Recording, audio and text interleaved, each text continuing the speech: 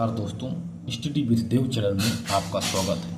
दोस्तों, पिछली वीडियो में हमने बहिष्कार आंदोलन यानी स्वदेशी आंदोलन के बारे में हमने पढ़ लिया है कि स्वदेशी आंदोलन का प्रभाव क्या रहा बहिष्कार आंदोलन का, तथा इसकी विशेषताएं क्या थी, तथा इसके कारण एवं असफलता के कारण क्या थे जो यह बहिष्कार आंदोलन असफल हो गया। आज हम आपको देखेंगे एक और स्थापना होती है मुस्लिम लीग की स्थापना। यह स्थापना जब होती है मुस्लिम लीग की तो उस समय वायसराय थे लॉर्ड मिंटो। मुस्लिम लीग की स्थापना 30 दिसंबर 1906 को होती है। इसके कुछ इतिहास देखते हैं। 1857 की जब क्रांति होती है, इसमें हिंदू मुस्लिम एकता आदि का बल दिया गया था इस पर। 1858 के बाद सरकार ने हिंदुओं का ज़्यादा पक्ष लिया। सरकार ने, जो अंग्रेजी सत्ता ने हिंदुओं का ज़्यादा पक्ष लिया और 1870 के दशक तक यही चलता रहा। इसके बाद 1872 में विलियम हेक्टर ने एक पुस्तक लिखी, इंडियन मुसलमान। ऐसा इन्होंने इसमें लिखा विलियम हेक्टर ने 1872 ईस्वी। बांटो और राज्य करो की नीति में परिवर्तन किया। सरकार का झुकाव मुसलमानों की तरफ बढ़ने लगा। जब बांटो और राज्य करो की नीति में परिवर्तन देखने को मिला, सरकार का झुकाव मुसलमानों की तरफ बढ़ा।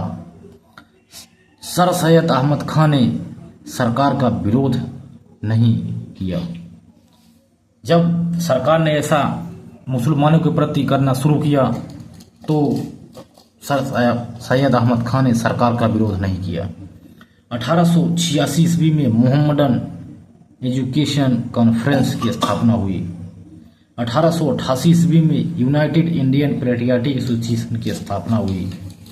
1898 में अहमद की मृत्यु हो जाती है, जो हैं सर सैयद अहमद हैं। उनकी 1898 ईस्वी में उनकी जब मृत्यु हो जाती है तो मुस्लिम लीग देखो अब क्या करता है।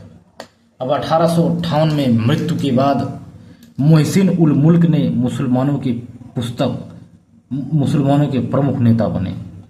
जब सैयद अहमद खान मर जाते हैं 1898 में, इनके बाद मोहसिन उल मुल्क मुसलमानों के प्रमुख नेता बनते हैं और अलीगढ़ कॉलेज के सचिव हैं। मोहसिन उल मुल्क जो हैं एक अलीगढ़ कॉलेज के सचिव हैं। इन्हीं को ही मुसलमानों के प्रमुख नेता बना दिया गया। इसके बाद बंगाल विभाजन होता है। सरकार द्वारा मुसलमानों की रक्षा का प्रलोभन दिया गया। स्वदेशी आंदोलन का स्वरूप किया गया। मुसलमानों की अलग पार्टी बनाई गई। ऐसा बंगाल विभाजन में कहा गया कि आप सरकार द्वारा मुसलमानों की जो रक्षा का प्रलोभन दिया, हम आपकी रक्षा करेंगे। इसके बाद बंगाल का विभाजन देखते हैं। सरकार द्वारा मुसलमानों की रक्षा का प्रलोभन देकर के स्वदेशी आंदोलन का स्वरूप स्टार्ट किया और मुसलमानों की अलग पार्टी बन गई, ऐसा हमने अभी बताया। उसके बाद अलीगढ़ कॉलेज देखते हैं दोस्तों। अलीगढ़ कॉलेज के प्रिंसिपल हैं W.J. आर्कलैंड। W.J. आर्कलैंड अलीगढ़ कॉलेज के प्रिंसिपल हैं। मोहसिन उल मुल्क ने एक पत्र लिखा आर्कलैंड को 4 अगस्त को। आर्कलैंड ने बात की मिंटो के सचिव नल्लफ स्मिथ के द्वारा के ऊपर। लॉर्ड मिंटो ने भी इसे स्वीकृति दे दी। अब 35 सदस्य शिष्टमंडल ने आगा खां के नेतृत्व में 4 अक्टूबर 1906 में सभी इकट्ठा हो जाते हैं। जैसे इसमें बहुत से नेता हैं, जैसे आगा खां, हरिकिशन, चुजमल खां, बख्तियार खां, मोहसिन उल मुल्क, लेडी मिंटो ने शिष्टमंडल की आपसी बात कही। कमांड परफॉर्मेंस की संज्ञा दी गई। इस प्रकार के मुस्लिम लीग के बारे में चर्चा कर रहे हैं। अब आगा खां जो आगा खां हैं, इन्होंने कुछ अपनी मांगें रखी थी, उस मांगों पर चर्चा करते हैं। सरकार की इन्होंने प्रशंसा की। इस मांग में सरकार की प्रशंसा की गई। जिला बोर्ड, महानगर पालिका, विधान परिषद में मुसलमानों का प्रतिनिधित्व बढ़ाया जा सके, ऐसी इनकी प्रशंसा थी।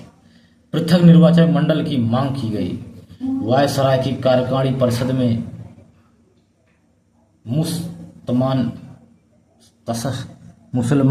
तटस्थ हैं, मुस्लिम विश्वविद्यालय बनाने की मांग कर रहे हैं। लॉर्ड मिंटो ने मांगों का मारने का आश्वासन दिया लोगों को। इसके आगे देखते हैं दोस्तों, ढाका के नवाब सलीमुल्लाह खां के बारे में थोड़ी चर्चा करते हैं। यह प्रतिनिधि मंडल में नहीं गए, जो प्रतिनिधि मंडल हुआ था इसमें नहीं गए क्योंकि आंख का ऑपरेशन हुआ था। मुसलमानों की अलग पार्टी होनी चाहिए थी। ऑल इंडिया मुस्लिम कॉन्फिडेंसी की स्थापना की जाए, ऐसा ढाका में जो सलीमुल्लाह खां इन्होंने कहा था। दिसंबर 1906 ईस्वी में मोहम्मदन एजुकेशनल कांग्रेस के वाणिज्यिक सम्मेलन ढाका में इस सभा का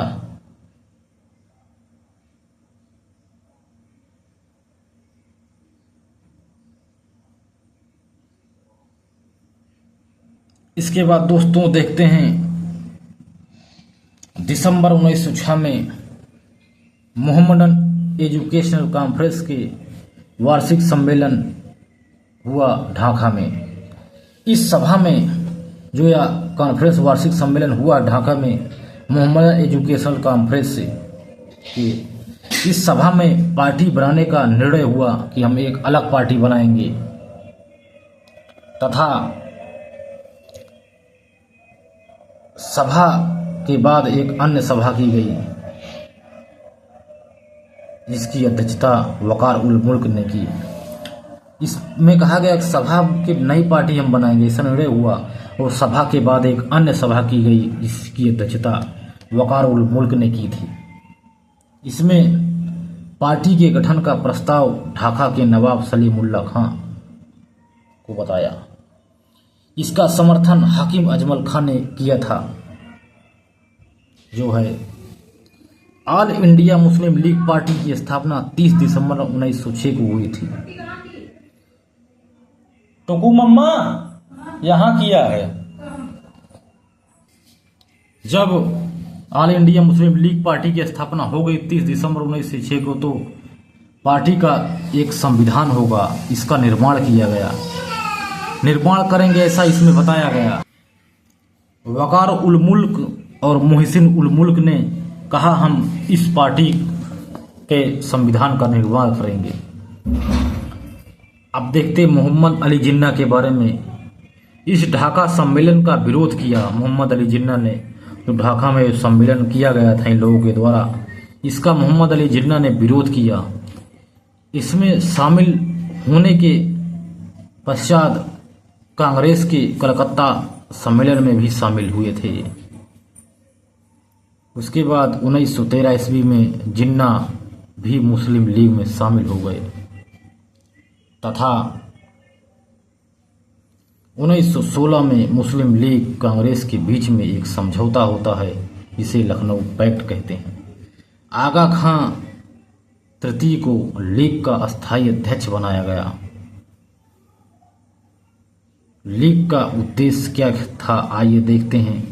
भारतीय मुसलमानों ने सरकार के प्रति वफादारी, मुसलमानों के रणनीतिक हितों की रक्षा करना, मुसलमानों में अन्य संप्रदाय के प्रति घृणा को कम करना, ऐसा इसका उद्देश्य था।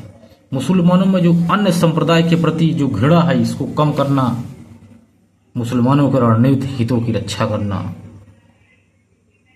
भारतीय मुसलमानों ने सरकार के प्रति वफादारी दिखाई, लीग का यह उद्देश्य है। इसके बाद दोस्तों हम दूसरा टॉपिक देखेंगे। तो हमने आपको मुस्लिम लीग के बारे में बताया दोस्तों। तो यदि आपको हमारा क्लास अच्छा लगता हो तो दोस्तों लाइक सब्सक्राइब शेयर कर दिया करो। तो सब्सक्राइब करने के बाद जो बेल आइकन है उसको दबाना नहीं भूलना, जिससे हमारी जो वीडियो है ना, जो भी हम डालते हैं वीडियो, वह सबसे पहले आपके पास दिखे। जय हिंद दोस्तों।